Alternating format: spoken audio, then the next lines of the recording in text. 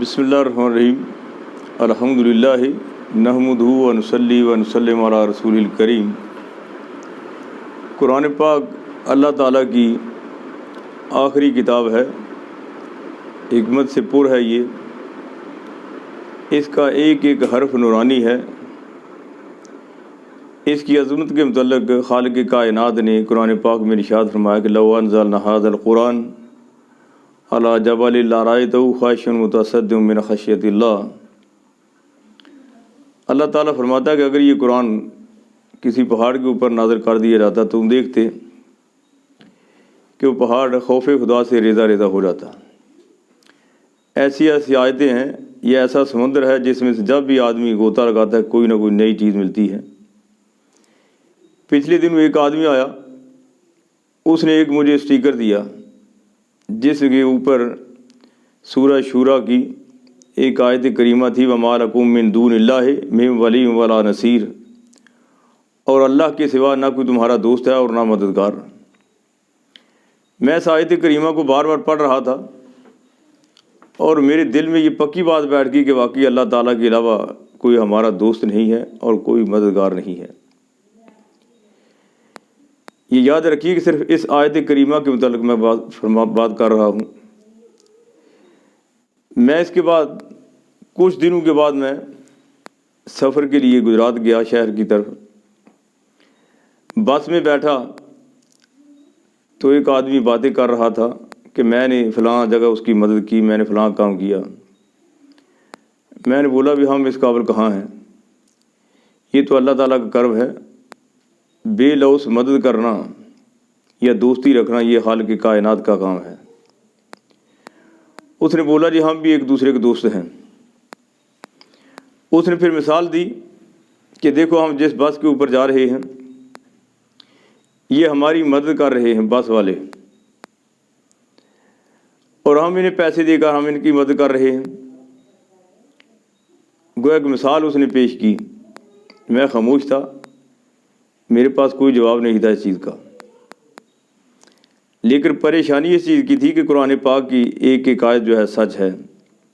قرآن پاک میں اللہ تعالیٰ ارشاد ہوا وَمَا لَكُم مِّن دُونِ اللَّهِ مِن وَلِيٍّ وَلَا نَصِيرٍ، اور اللہ تعالیٰ کے علاوہ نہ کوئی تمہارا دوست ہے نہ مددگار۔ اور یہ شخص جو کہہ رہا ہے کہ ہم بھی ایک دوسرے کی مدد کرتے ہیں۔ میں سوچ بچار میں تھا کہ میں نے سوچا کہ قرآن کو سمجھنے کے لیے قرآن ہی کو پڑھا جائے تو پھر پتہ چلتا ہے۔ اب جیسے ہی میں نے قرآن کھولا، قرآن کے شروع میں لکھا تھا لا ریب فیہ، یعنی یہ ایسی کتاب ہے جس میں کوئی کسی قسم کا شک و شبہ نہیں ہے۔ گویا کہ آدھا مسئلہ حل ہو چکا تھا، یعنی اس بات پر کوئی شک ہی نہیں ہے، سوچ بچار ہی کرنے کی ضرورت نہیں ہے اس چیز پر۔ کس چیز پر؟ کہ اللہ تعالیٰ کے علاوہ کوئی ہمارا دوست ہے اور نہ کوئی مددگار ہے، اس پہ بحث نہیں ہو سکتی۔ قرآن نے فرما دیا کہ لا ریب فیہ، اس میں کوئی شک نہیں ہے۔ اب بحث جو ہے وہ صرف اس بات پہ ہو سکتی تھی کہ جو وہ آدمی کہہ رہا تھا کہ ہم بھی ایک دوسرے کی مدد کر رہے ہیں، یہ بس والا ہماری مدد کر رہا ہے، ہم اس کو پیسے دے کر ہم اس کی مدد کر رہے ہیں۔ اس پر سوچ بچار کرنی تھی، کیونکہ قرآن پہ تو سوچ بچار وہ تو واضح طور پر لکھ دیا اللہ تعالیٰ نے کہ میرے علاوہ کوئی بات تمہارا نہ کوئی دوست ہے نہ مددگار ہے۔ اب میں سوچ رہا تھا کہ بس والا حقیقت میں کیا واقعی ہماری مدد کر رہا تھا یا اس کے پیچھے کوئی اور نقطہ نظر تھا۔ میں نے سوچا کہ بس والے نے جب پروگرام بنایا تھا بس چلانے کا، اس کے پاس پیسے آ گئے اور اس نے سوچا کہ چلو کوئی کاروبار بناتے ہیں۔ وہ کس کے متعلق سوچ رہا تھا؟ وہ اپنی ذات کے متعلق سوچ رہا تھا، اور وہ سوچ رہا تھا کہ وہ کاروبار کرنا چاہیے، اس نے پیسے لگائے، بس بنائی، کس کے لیے؟ اپنی ذات کے لیے۔ اب وہ بس چلا رہا تھا کس کے لیے؟ اپنی ذات کے لیے۔ ہماری مدد کرنا اس کا مقصود نہیں تھا۔ ہم نے جو اسے پیسے دیے وہ کس لیے دیے؟ کہ ہم نہیں پہنچ سکتے، ہم نے اس کی مدد نہیں کی، ہمیں اپنا لالچ تھا۔ گویا کہ نہ بس والے نے ہماری مدد کی نہ ہم نے اس کی مدد کی۔ اسی طرح جتنے بھی معاملات دنیا کے آپس میں ایک دوسرے کے ہوتے ہیں ان کے پیچھے کوئی نہ کوئی لالچ کا عنصر ہوتا ہے۔ اگر کوئی بڑا نیک آدمی ہماری مدد کرتا ہے تو اس کو لالچ کیا ہوتا ہے کہ اللہ تعالیٰ راضی ہو جائے گا۔ کوئی دوزخ سے بچنا چاہتا ہے، کوئی جنت کے لالچ میں کرتا ہے، لیکن واحد خالق کی کائنات ایسی ہے جس کا فرمان یہ 100% درست ہے کہ میرے علاوہ کوئی تمہارا دوست اور نہ کوئی مددگار ہے۔ اب ایک چھوٹی سی مثال میں آپ کے سامنے رکھتا ہوں کہ عام لوگ دعویٰ کرتے ہیں کہ ماں باپ کو بڑی محبت ہوتی ہے اپنی اولاد سے، بڑا پیار ہوتا ہے، بڑی محبت ہے، بڑی دوست ہے اپنی اولاد کی، بڑی مدد کرتی ہے اپنی اولاد کی، لیکن جب غور سے دیکھا تو پتہ چلا کہ اس میں بھی کوئی لالچ کا عنصر پایا جاتا ہے۔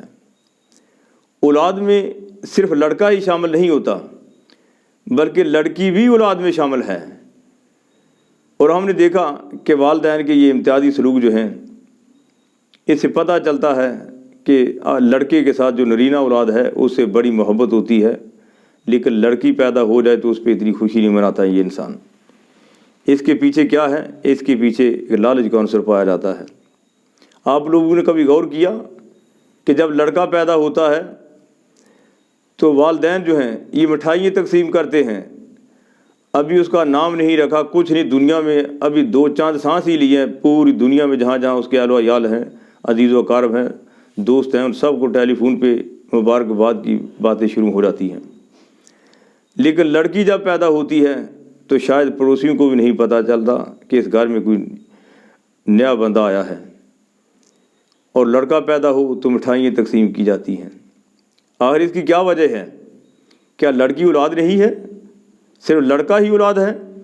اس سے پتہ چلتا ہے انسان کے لالچ کا کہ انسان جو ہے لڑکا پیدا ہونے پر خوشی کیوں مناتا ہے۔ اگر اس کو محبت ہے، اپنی اولاد سے محبت ہے، تو لڑکی بھی تو اولاد ہے۔ اگر اپنی اولاد سے محبت ہے تو لڑکی پیدا ہوتی ہے تو کیوں اس کو سانپ ٹھونک ڈس جاتے ہیں، کیوں اس کی بولتی بند ہو جاتی ہے، کیوں یہ اور باتیں، چلو کوئی بات نہیں ہے، خدا کی دین ہے، یہ کیوں ایسی باتیں کرتا ہے نا امیدی کی؟ اس لیے کہ اس کو یہ چیز پسند نہیں تھی، اس کو اولاد سے محبت نہیں تھی، اس کو تو ایک لڑکا چاہیے تھا جو بڑا ہو کر اس کا بازو بنتا، اس کا کام کرتا اور اس کا بڑھاپے کا سہارا بنتا۔ وہ تو اس جو سوچ میں تھا، یعنی کہ وہ اولاد میں بھی اپنا فائدہ سوچ رہا ہے، اولاد میں بھی یہ سوچ رہا ہے کہ لڑکی جو پیدا ہوئی ہے یہ میرے کس کام کی، اس کو پال پوس کر بڑا کرنا ہے، پڑھانا ہے، کسی اور کے ہاتھ دے دینا ہے، کسی اور جگہ شادی کر دینی ہے۔ لیکن میرے دوستوں بزرگوں، ہم نے کبھی غور نہیں اس چیز کی طرف کیا۔ والدین کی محبت جو ہے ہمارے دلوں میں، اس میں کوئی شک نہیں ہے، لیکن والدین کی محبت اولاد کے ساتھ جو ہے اس میں جب ہم غور کرتے ہیں تو لالچ کا عنصر پایا جاتا ہے۔ اگر یہ سچے دل سے اپنی اولاد سے محبت کرتا ہوتا ہے تو پھر بیٹی پیدا ہونے پر بھی یہ ایسی بات نہ کرتا کہ وہ خدا کی دین ہے، پھر یہ تقسیم کرتا، لوگوں کے سامنے مٹھائیاں تقسیم کرتا، لوگوں کو مبارکبادیں پیش کرتا۔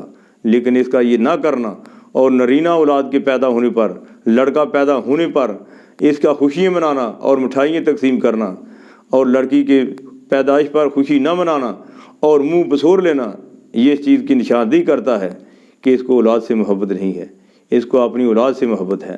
اب اولاد سے محبت نہیں بلکہ اپنی ذات سے محبت ہے۔ میرے دوستوں بزرگوں، حقیقت میں اس آیت کا پتہ چلا کہ اللہ تعالیٰ جو فرماتا ہے وَمَا لَكُم مِّن دُونِ اللَّهِ مِّن وَلِيٍّ وَلَا نَصِيرٍ، اور اللہ کے سوا نہ کوئی تمہارا دوست ہے نہ مددگار ہے، اس بات کو اپنے پلے باندھ لیجئے۔ واقعی لیکن اس دوست سے جو ہمیں اپنے آپ کو فرما رہا ہے کہ میرے علاوہ کوئی تمہارا دوست نہیں، اس کی دوستی کو ہم نے اہمیت نہیں دی، اس کے پیچھے نہیں ہم چلے، بلکہ ہم ہمیشہ کے لیے دور بھاگتے پھرتے ہیں۔ جب اس کی طرف سے آواز آتی ہے حی علی الصلاۃ کی، ہم دور بھاگتے پھرتے ہیں۔ وہ رب جو مالک ہے، اس خالق کی کائنات نے اپنی رحمت کا 100 حصہ کیا، اور اس میں 100 حصے میں سے 99 حصے جو ہے اپنے پاس رکھے، اور ایک حصہ جو ہے وہ پوری مخلوق میں عطا کیا۔ ہم بعض اوقات ہم نے مولانا لوگوں سے سنا ہے کہ مولانا لوگ جو کہتے ہیں کہ 70 مائیں بن جائے تو پھر بھی ایک اللہ تعالیٰ کی جو ہے اس کے برابر ہو جاتا ہے، لیکن حقیقت میں یہ نہیں، کئی مائیں اکٹھی ہو جائیں، کئی ماؤں کا محبت، کئی ماؤں کی محبت جمع ہو جائے، لیکن میرے دوستوں بزرگوں، اس خالق کائنات کی محبت کے ایک پل کے برابر بھی نہیں ہو سکتا۔ ایک ماں کو پتہ نہیں کتنا حصہ ملا ہے، 100 حصے میں سے 100 حصے کیے گا اپنی رحمت کے، اور 99 حصے پوری مخلوق کو عطا کیے، اور پوری مخلوق میں سے ماں کو پتہ نہیں کتنا حصہ ملا ہے، کتنا حصہ ملا ہے۔ جب ماں کے سامنے اس کا بیٹا آگ کی طرف جا رہا ہو، تندور جل رہا ہو اور چولہا جل رہا ہو، آگ جل رہی ہو، اور بچہ جائے قریب پہنچے، ماں جان کی بازی لگا کر اپنے بیٹے کو بچانے کی کوشش کرتی ہے۔ لیکن میرے دوستوں بزرگوں، جس کے پاس 99 حصے رحمت کے ہوں، کیا وہ ہمیں دوزخ میں ڈال کر خوش ہے؟ نہیں، بالکل قطعاً نہیں۔ اللہ گویا اس چیز کا بالکل خوش نہیں اللہ تعالیٰ کو خوشی اس وقت ہوتی ہے جب یہ انسان اپنے گناہوں پر توبہ کر کے اس کی طرف لوٹتا ہے، تو انسان کے اوپر اللہ تعالیٰ ایسا خوش ہوتا ہے جیسے ایک ایسا آدمی جس کی جو جنگل میں سفر کر رہا تھا کہ بیابان میں سفر کر رہا تھا، اور راستے میں اس کا اونٹ جو ہے جس کے اوپر سارا سامان لدا ہوا تھا، وہ آدمی کے سو جانے کے بعد اس کا اونٹ جو ہے غائب ہو جاتا ہے۔ وہ پریشانی کے عالم میں ادھر ادھر گھومتا پھرتا ہے، پریشان ہوتا ہے، بہت ہی پریشان، کیونکہ اس کا سارا ساز و سامان کھانے پینے کا اس کے اونٹ کے اوپر تھا، وہ غائب ہو گیا۔ اب اس کی پریشانی کا اندازہ وہی لگا سکتا ہے۔ وہ صحرا و بیابان میں بیٹھا ہے، لیکن پھر سو جاتا ہے، اچانک کیا دیکھتا ہے کہ اس کا اونٹ آ رہا ہے۔ جتنی خوشی اس کو ہوتی ہے، روایت میں آتا ہے کہ اس سے کہیں زیادہ خوشی اس خالق کائنات کو ہوتی ہے جب ہم لوٹ کر اس کی طرف آتے ہیں، جب ہم تو اس کا توبہ کے لیے دروازہ کھٹکھٹاتے ہیں، تو اللہ تعالیٰ بڑا خوش ہوتا ہے۔ اس لیے میرے دوستو بزرگوں، اس مالک کو اور خالق کو سمجھو جو یہ فرماتا ہے کہ وَمَا لَكُم مِّن دُونِ اللَّهِ مِّن وَلِيٍّ وَلَا نَصِيرٍ، اور اللہ کے علاوہ نہ کوئی تمہارا دوست ہے نہ مددگار ہے۔ وَمَا عَلَيْنَا كُلُّ